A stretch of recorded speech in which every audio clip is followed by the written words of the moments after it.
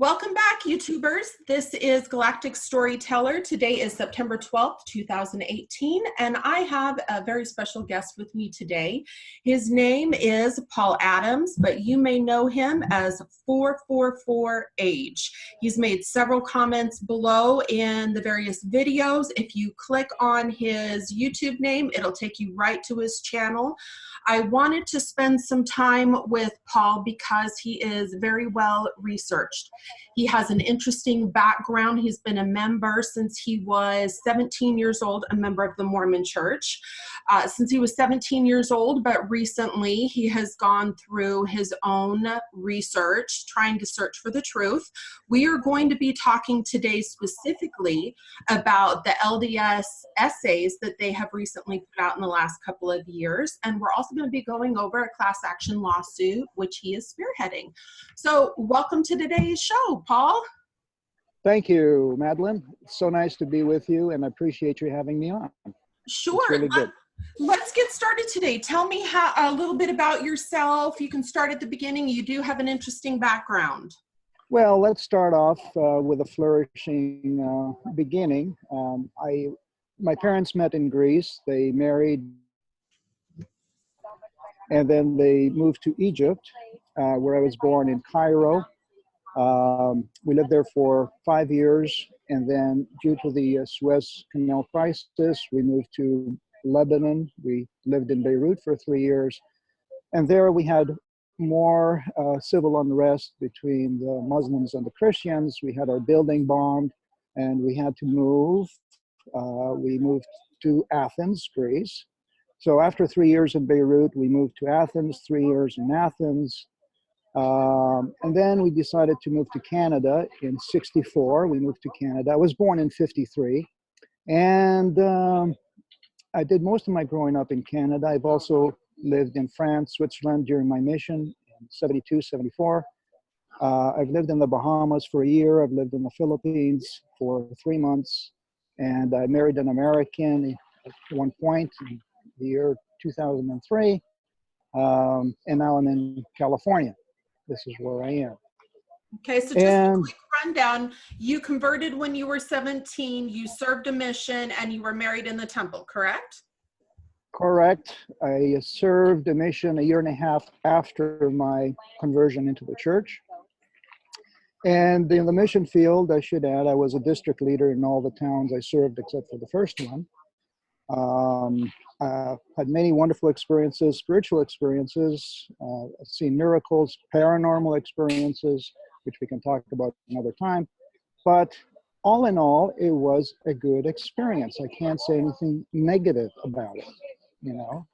I hate to interrupt you. I hear some backfeed somewhere. Is that just environmental, or do we need to clean something up technology-wise? Because I want people. No, I'm in an environment where there's other people speaking here beside me, and there's cars going up and down the street.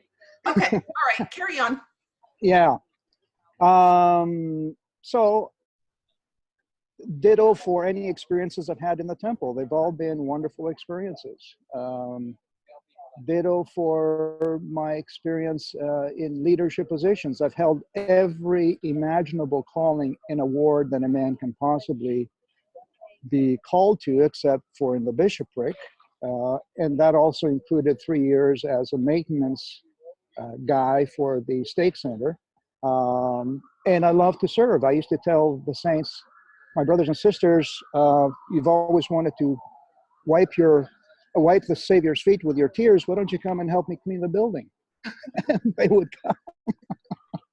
Feet, toilets, you know. Yeah, but you know, I was a stockbroker for 8 years and project finance for 22 years. My single most top, I guess, conversion sale, you could call it, was on the phone, a 3-minute conversation with a gentleman called Larry Namer, who was the founder of V! Entertainment, the cable network, who he had sold to Comcast, I believe, $410 million. And then he spearheaded another company in China. Anyway, he asked me to review his business plan, and I called him up on the phone. I says, Larry, you're only asking for 5 million here. This is not good. With your name, your exposure, your reputation, we need to upgrade this to 100 million. And so we did. And he included me in the advisory board. So that's my biggest, hurrah in my life, career-wise. Okay. So, politically, I was active in the last election. I created memes. I was pro-Trump because Hillary, I'm sorry, but she was a non-starter. And I'm still active. I've produced the Trump report card, several versions of it. It's in phibetiota.net, which is managed by an ex-CIA gentleman by the name of Robert David Steele. I'm sure you know him. Mm-hmm. Mm-hmm. And so him and I, we exchange notes sometimes. And I was privileged, honored to have him ask me my advice on a certain matter. Why me? But anyway, it is what it is. The thing I've always said about my achievements is the things that I thought I could never do, I end up doing best with God's help. Mm-hmm. That's my motto. And so my whole life has been one surprise after another. And health-wise, I've had 3 heart attacks. I'm not supposed to be here. The doctors don't know why I survived the last one. Mm-hmm. And so I'm in the extra inning and overtime. And I've got no problems going whenever the Lord wants me because I had a near-death experience. So, what could possibly go wrong?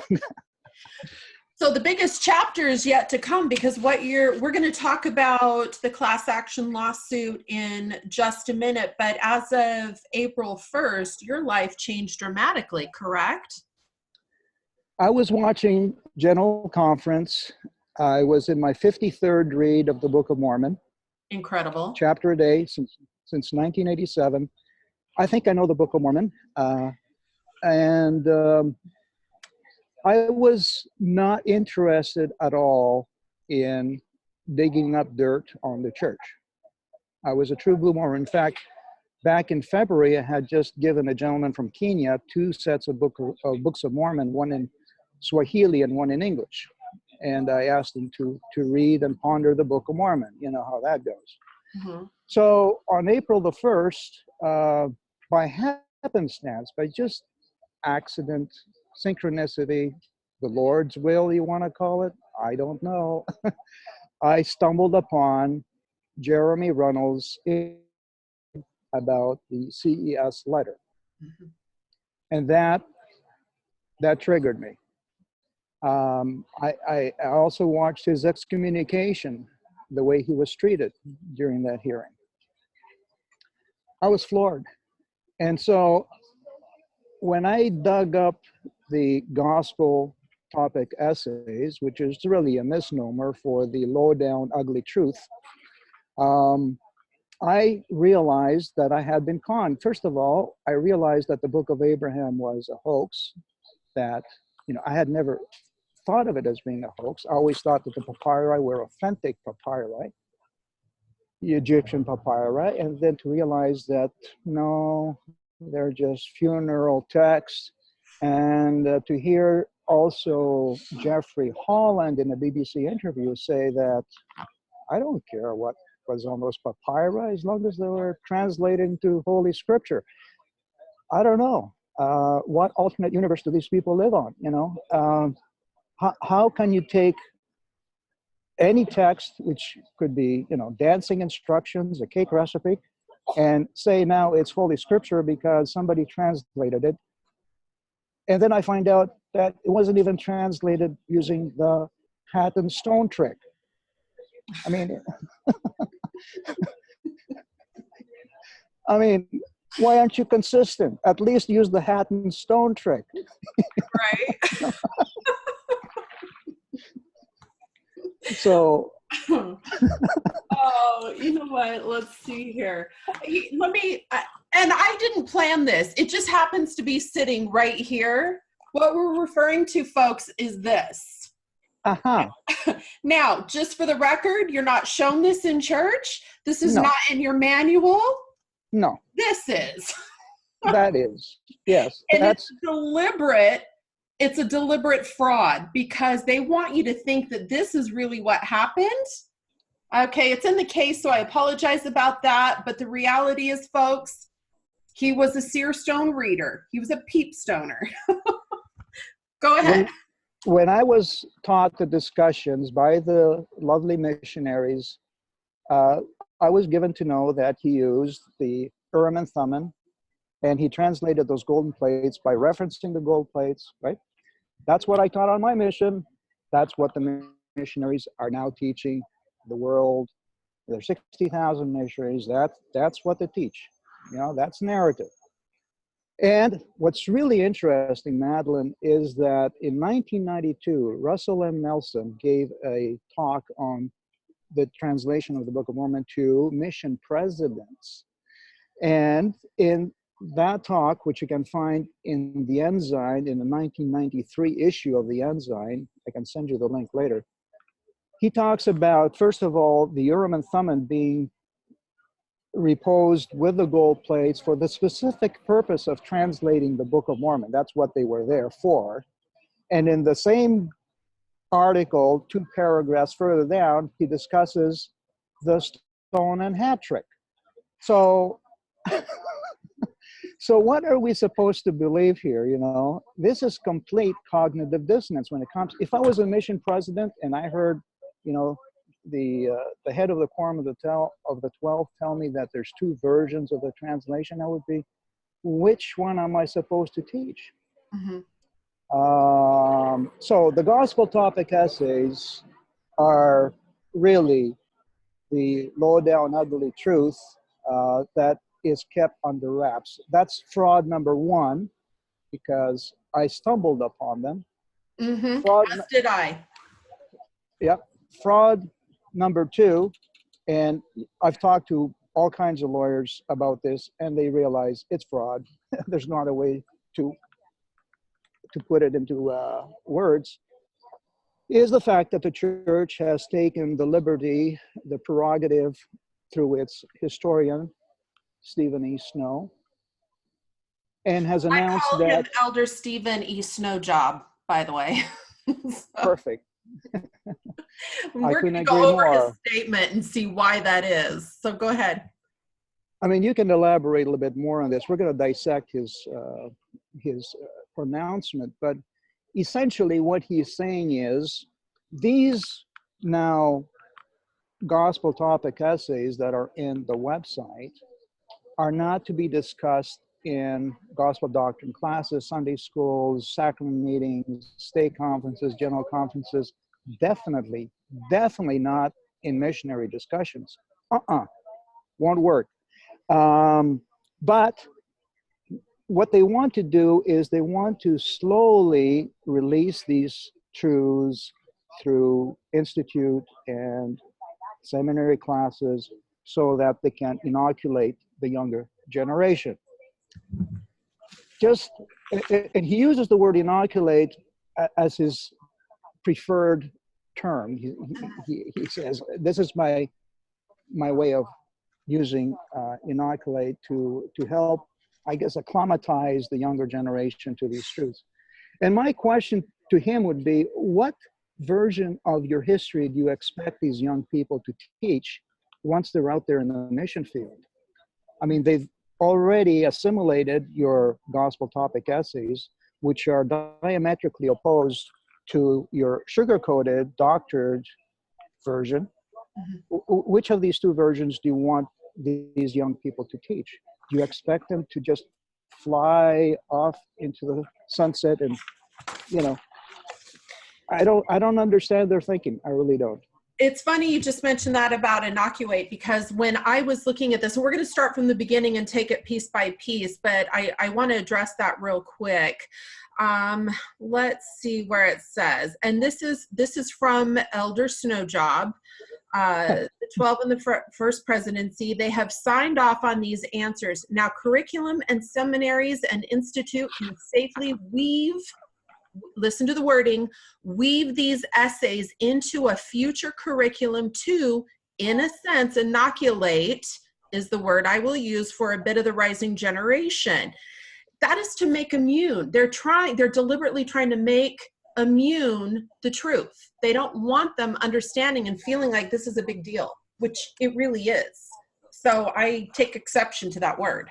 It is, well, yeah, it reads is a word I use quite a bit for the rising generation.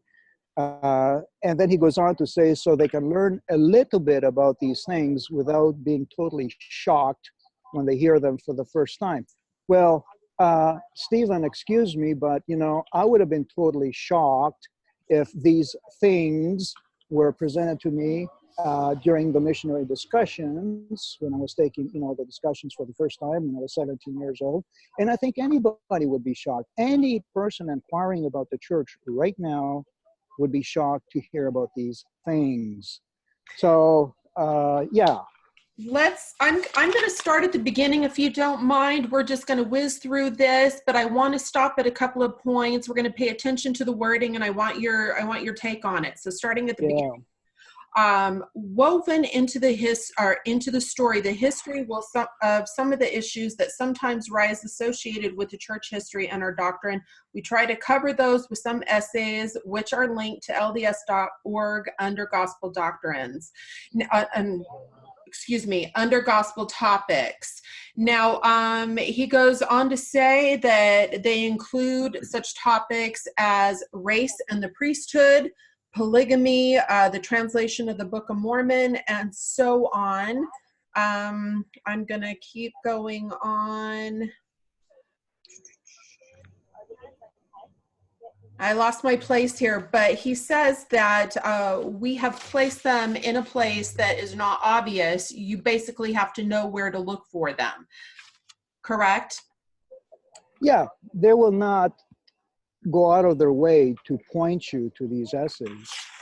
It's not like they're going to email every member of the church or have a phone campaign where people are phoning each other, you know, to let everybody know where these essays are. That's not the program. That's not at all the program. And I hate to say this, but, you know, in a court of law, if the jury was to learn about this, it would be a case closed. He says it was a soft rollout. There wasn't an announcement. You can go to the website to learn everything weird about the Mormon church you ever wanted to learn. There was laughter from the audience.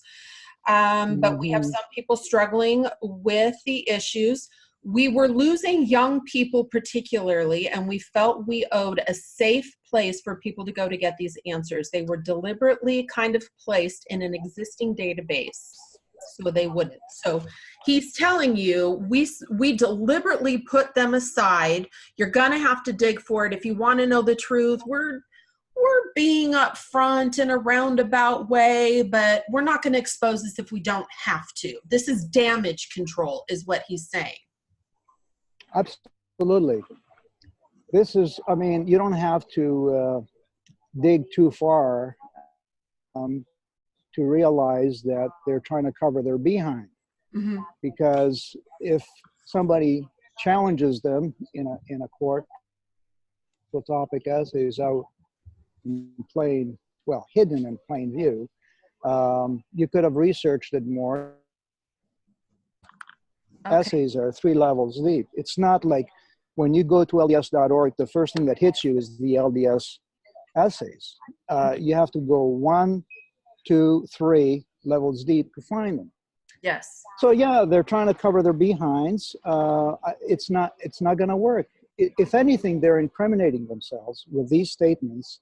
They're digging their own graves. I mean, he goes on to say these are answers that have been vetted by and reviewed by the Quorum of the 12 and the First Presidency, and they have signed off on these answers. So what they're doing, you tell me what your take is, and then I'll throw in my 1 cent.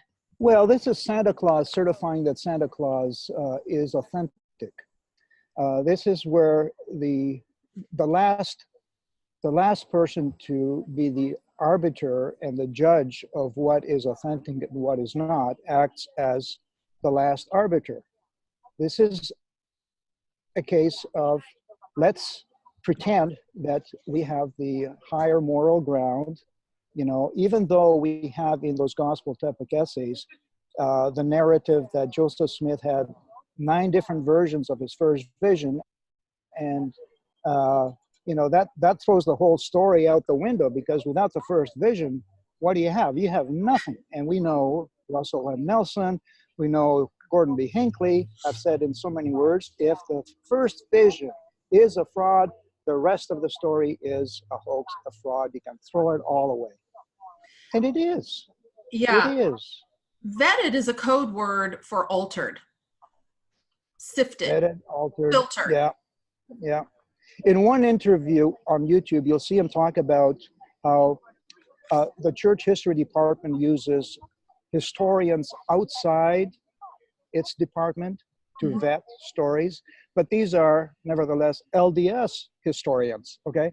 So it's not like there are independent historians that are not affiliated with the church, non-Mormons, non-LDS historians. You would think maybe these people would have more of an objective view of the history of the church. No, these are LDS historians that are vetting the stories, the history, the journals, and then they are being given to the general authorities to certify, to approve, with minor alterations. You know, they may have to massage the message a little bit.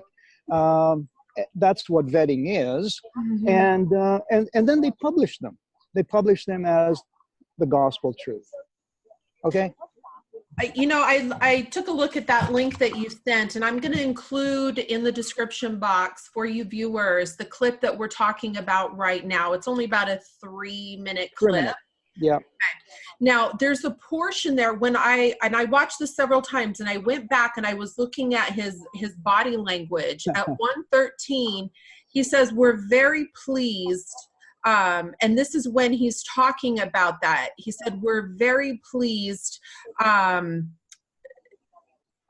he's talking about presenting this information to the rising generation. So they're pleased with how they're massaging the information. And when he says that we're very pleased, he's shaking his head no. So subconsciously, if you go back and you watch it at 113, he's telling you he doesn't want to be doing this.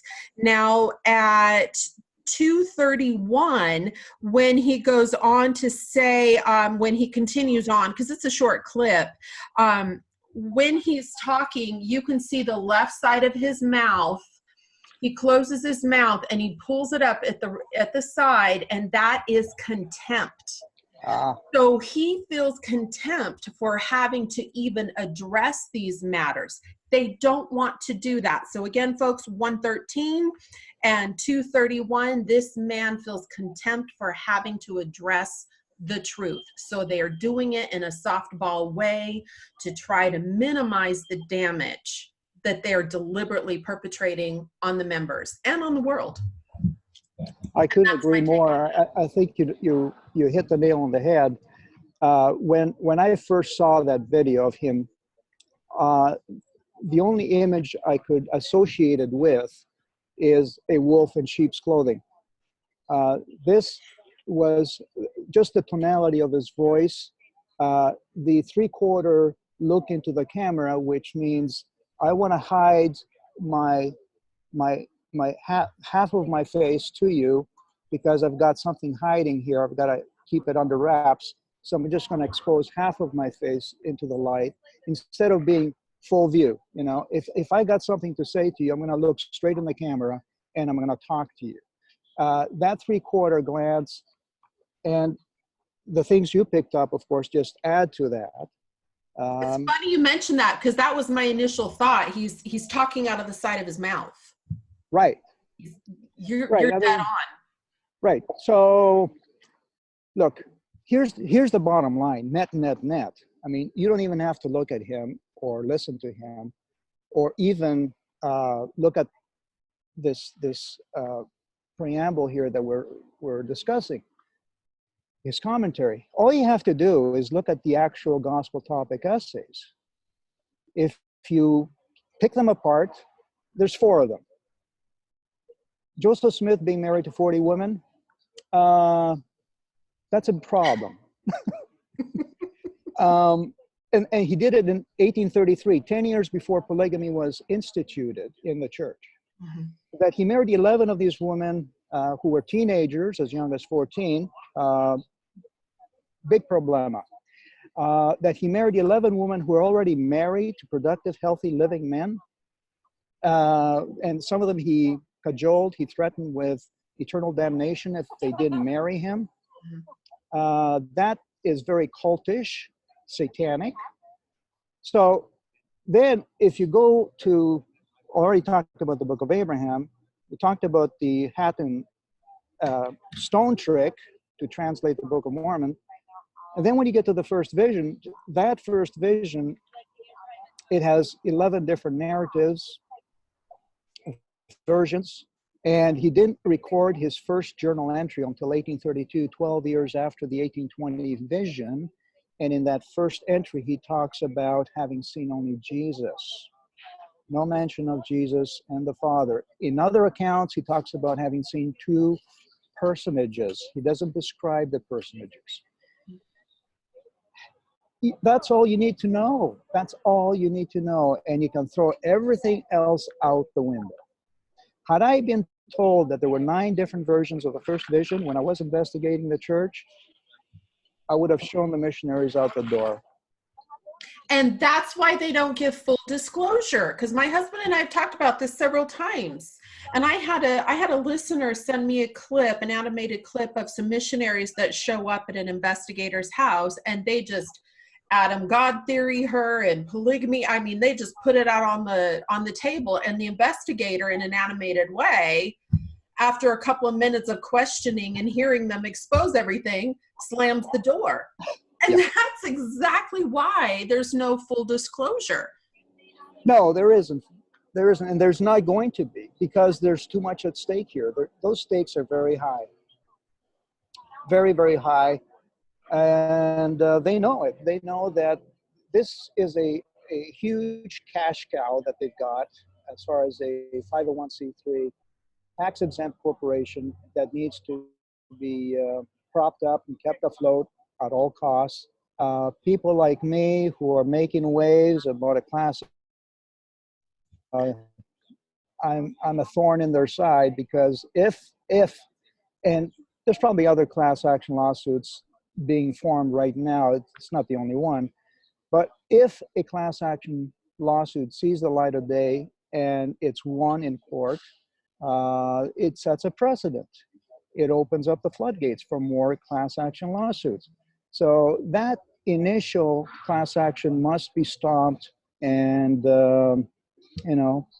stopped at all costs. So tell us about your suit. What types of individuals are signing up? What does it involve? How can they get access to your form? Okay, the suit, I'm not a lawyer. I haven't discussed everything with a lawyer yet in detail. I have read about class action lawsuits online. I'm not, the brightest bulb in the room, but I can put one and one together. And there is a website I've put up. It's called ldsclassaction.weebly.com. Weebly spelled W-E-E-B-L-Y. And there, we outline the basis of the suit. We have the intake form. There's a preamble to the intake form which discusses things like, statute of limitations, discussing with your lawyer, because we do not purport to give legal advice in that website. And also we have a status, or the updated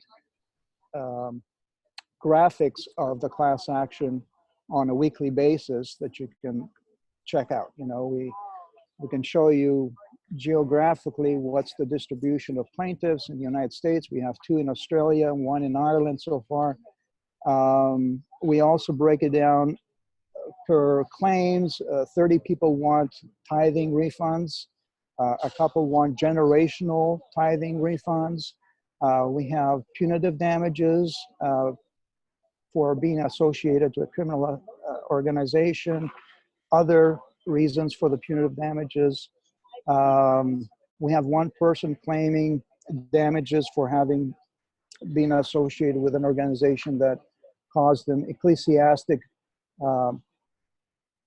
PSTD. PTSD? PTSD, sorry, yeah. In what way? Did they explain?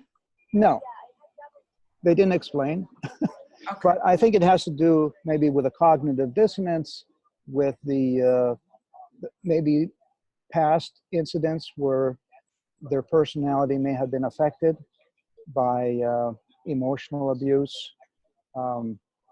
And other people want compensation for the time they have served in the church. Oh, I want to add my hours of service to that. I'm going to tell you that. I mean, yeah. I think it's a wake-up call for a lot of people in the church. If they see this, they'll probably realize this is not, plain tiddlywinks here or patty cakes. This is for real, and people are waking up. They're waking up. I think there's more people now that have woken up to these essays than ever before, but they cannot come out of the closet and stake their claim because some of them are married and they fear that their marriages may fall apart. You know how that goes. If you have a celestial marriage, an eternal marriage in the temple where you've been sealed for time and eternity, the last thing you want, especially if you're a woman, the last thing you want is to see that marriage dissolve, to see your husband leave, the marriage or leave the church. And so people are reticent. They're very, I feel for them. My heart goes out to them because I know the kind of conflict that they're feeling inside them, that cognitive dissonance. They know they don't know the church has meant everything in their life. Yep. To them. They have been generational Mormons, some of them. And thus the justification for the punitive damages. Well, true. I mean, as a convert, I had a lot of cognitive dissonance. Imagine if I had been a generational Mormon coming out of this. Where do I go? What other construct do I attach myself to after having been told that this is the only true church on the face of the earth and blah, blah, blah. But here's... Okay. Oh, sorry. Go ahead. And then I'll make my statement. No, you make your statement. When I was discussing the generational, I couldn't get that out in English, the generational aspect of it with my husband, he was like, well, what's the justification for that? And I said, well, as a child, my dad was gone a lot.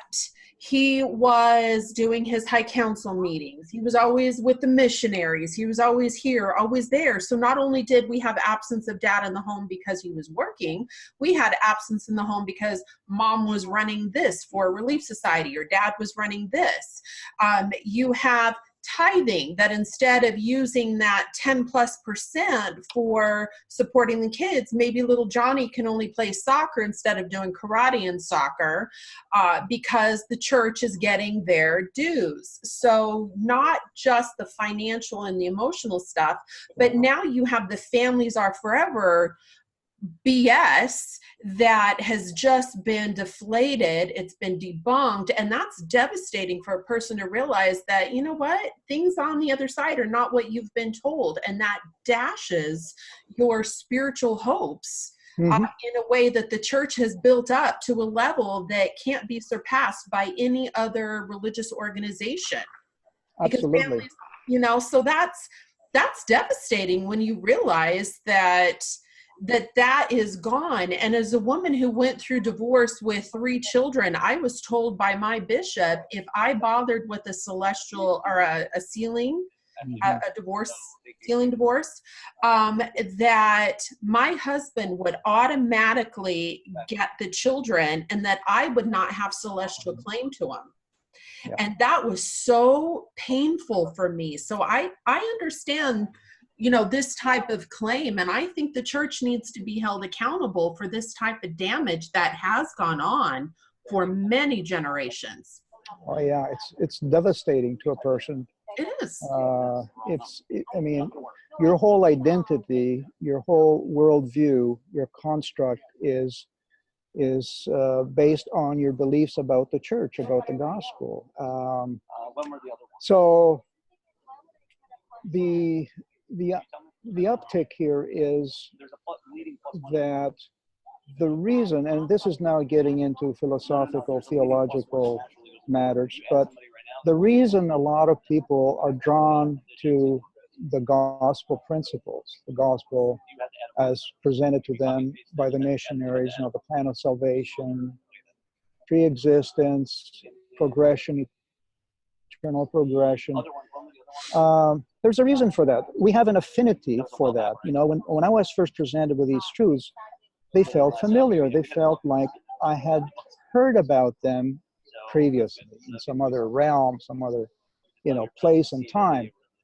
And I think this is how the enemy, how Lucifer gets his way. You know, he camouflages the cyanide pill with a lot of sugar. You know, he makes it very marketable and very attractive, so that we are drawn to it. And so my only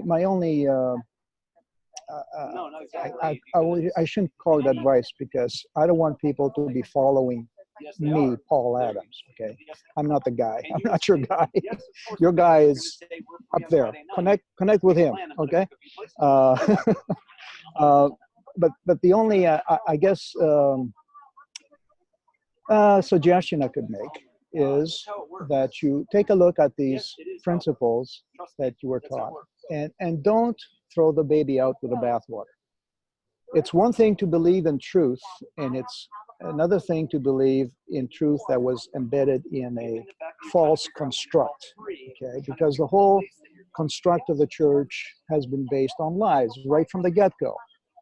Right from that first vision to the Book of Mormon, you know, we could go on and on and on. And don't base your decision to leave Christianity or to leave your belief in God solely on your decision to leave the church. It's a mistake. It's a mistake. Satan is very clever, is very cunning, and what he really would like to see is to see people leave the church and leave God altogether and go the atheist route, not believe in the supernatural, not believe in anything. Because for him, what really matters is the ends justify the means. So if he can get people to believe in a bunch of crap and then and then turn them into nice people, loving people, serene people, who actually are giving up their free agency, by the way. They are they are surrendering it, because a lot of things happen in your journey as a Mormon where you are surrendering your free agency. You don't know the end from the beginning. You don't know what's going to happen to you when you're taking those covenants in the temple. The missionaries won't tell you what covenants you're going to take in the temple. The bishop won't tell you in a priesthood interview when you're signing your temple recommend. Oh, okay. I'm sorry, Paul. We had a technical freeze there. So will you repeat about the last 5 seconds? Yeah. The bishop. I heard you say the bishop. Yeah, I said the bishop in his interview with you, when he's about to sign your temple recommend, he's not going to tell you in advance what your covenants are going to be in the temple, the covenants that you're going to be taking. There's about 3 or 4 of them. And even when you take the temple preparation classes, they do not tell you, they do not spell out the terms of the contract for you. They expect you to go in there and surrender your will, your free will, and accept the contract. Even when you're inside the temple, in that room with everybody else for the first time, they tell you, if anybody doesn't want to take on these covenants or participate, they can leave now. Well, how am I supposed to know if I'm supposed to leave or not if I don't know what I'm supposed to be choosing here? What are the terms? Tell me the terms. So again, that's how they get you. That's how they get you. And they split you up inside. You're kind of like a split person now. You have a split personality. You have a personality that adheres to whatever they tell you, and they've got this carrot in front of you all the time. You know, pray, pay, and obey. Follow the brethren, follow the brethren, follow the brethren. And then there's that side of you. Yes. That's it. That's it. And there's the other side of you that has a lot of questions. Mm-hmm. A lot of questions that you have no answers for, because if you go to your bishop and ask them, hey, bishop, can you explain to me a little bit about the history of the church? I read this, and that Mm-hmm. by Sandra Tanner. Well, they're gonna have you in a court disciplinary hearing. The next thing you know is you're gonna be out of the church. How many people have been excommunicated just for asking, for inquiring their state president? Mm-hmm. What is the truth here? I want to know the truth. Mm-hmm. Well, you know, I'm glad you mentioned free agency, because I've covered this in a couple of different videos. You know, when you have true free agency, that means everything is out on the table. You can take a look at all the information, pros and cons, and then you can make a decision for yourself whether or not you're going to accept this, reject that, and make a decision with all the cards. But what they're doing is they're holding back their hand and basically forcing you to make a decision under the guise of free agency. And when you make your baptismal covenants, even though you're a small child, and I've already covered that, when you go into the temple, the first thing that happened in the washing and anointing room for me, in my experience, was the blood oath. So I was terrified. I'm making an oath with my life, my spirit and my life, and they get to fill in the terms and conditions after the fact. You go into the endowment session, you continue to do the penalties, and those things are revealed after the fact. And I'm not okay with that. I never went through the temple preparation classes, but I've been told by many people they were of no help. Oh, I agree. It's kind of ancillary to the whole argument that the church is defrauding people on many levels. It's just one more example of that. And so what do you hope to gain by this lawsuit? What do you want to see happen here on behalf of yourself and members all over the world? Well, personally, I feel like I have been conned. I feel like 47 years of my life have been spent in a lab experiment, manipulated, and my free will has been impinged and abrogated. I feel that I would not have made certain decisions in my life had I not been in the church. Agreed. I believe a lot of people feel the same way, and I feel that I need to have restitution. I would like to have my tithing repaid to me with interest. My donations, fast offerings, the labor I have put into the church, thousands of hours, minus any deductions. I know a couple of times the church did help me when I was down and out with rent. Mm-hmm. You know, a couple of $100 or a couple of $1,000 there. I don't want that. But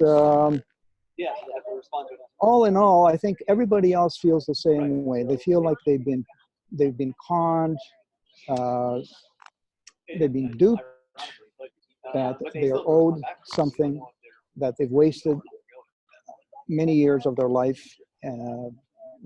doing the Mormon Church's bidding, and that also impugns certain characteristics on them, it almost defiles their character. Some feel like they have been defiled, that their character has been maligned as a result of having associated with a Mormon church.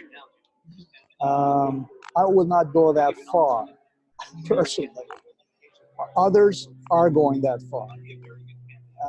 Others are claiming damages for psychological trauma. Again, a class action suit, you have to remember, the claims have to be identical for the class action to be heard in a court of law. So we may have to have 3 or 4 subclasses to represent different claims. Okay. You know, one for tithing, you know, one for punitive, et cetera, et cetera. Because if you start arguing all the claims in one trial, it can get pretty unwieldy. And I don't think any lawyer would undertake such a complicated case. Lawyers, you have to remember, they're putting out time and effort and money to adjudicate this, to litigate it, and they're taking a risk because we're not paying them any upfront fees, and we're not retaining them. They're expecting to be paid on contingency. So if, as and when this lawsuit goes through and, you know, the plaintiffs win, then they get paid a certain percentage. And the percentage can be anything between 15% to 40%, depending on how the claim, the smaller the fees. And I would always advise people to seek, go to an attorney and spend a few hours discussing the lawsuit, you know, your claims before you engage. If you want to start your own class action, by all means, start your own class action. You know, there's nothing stopping you. Sure, sure. So where can they find you? And how can they join your class action or talk with you, give your YouTube channel and so forth? The YouTube channel is 444 AGE, AGE. The class action lawsuit is ldsclassaction.weebly.com. My Twitter handle, it's at eRepublicUSA. I have a website, eRepublicUSA.com. You can find me also in 5betaiota.net. Just do a search for Paul Adams. You'll see all my articles, my Trump report card, blah, blah, blah. That's it. All right, so I'm going to add most of that to the description so they can get a hold of you. They always have the option of contacting you on your YouTube site and Twitter. So I want to thank you for your time and your expertise. You're just the average Joe Blow Mormon like I was, who did their own research and came to the truth irrespective of the lies. That's what's important, is that we have that spiritual connection and that we follow truth wherever it takes us. Absolutely. Well, you have, go ahead. I just want to thank you for allowing me to make my case and give my story. Sure, anytime. I know we'll keep in touch. You've been an absolute delight to talk with, and I'm glad that we can do this in a lighthearted way, because it is a heavy subject, but we're removed from it now as far as the pain goes, so we can laugh. I know. A lot of people say, well, you left the church, why can't you leave it alone? 47 years, you don't just walk out and say, you know, oh, well, I'm okay now. Especially when you know that the fraud continues. That's where I have an issue with it, because it's deliberate, it's intentional. Had been the fraud. Exactly. Had it not been the fraud, right? Had it been like a personal matter, somebody, you know, offended me and I left the church, and I've had a lot of opportunities to do that in the past, it would have been a different story. Yeah, I would have said, yeah, you're right. I should just leave it alone and just forget about it because it's not for me. If it was a doctrinal issue, I could have just left it alone too, because, you know, I'm incompetent with that doctrine, or what's the word? You know, I do not gel with the doctrine, therefore have to part ways. But it's the fraud. Mhm. It's the fraud. So anyway. That's what people need to understand. It's the intention of the fraud. So And also they for those who are outside the church, they need to really realize that we had no way of digging into our history, because what you're told as a Mormon is we have enemies out there. Watch out for the enemies. They've got anti-Mormon propaganda. Don't you dare look into it. Your testimony is going to be weakened. You can't go to the temple if you associate with people who have opposing views. And you know the whole shtick, right? mm-hmm. You cannot check the facts out. Which is exactly why Snowjob says we've had our first presidency in the quorum vet these statements. That's exactly why, because we could only read church-approved material. That's it. Yep. So, all right, my friend, you have a fantastic day. I'll look forward to speaking with you again. All right, everyone, that is a wrap. You can reach me at galacticstoryteller.com or my Gmail address, gmail.com. Leave your comments below, like and subscribe, and follow on Twitter and yada, yada, all that fun stuff. So have a great day, and we will see you in the next video.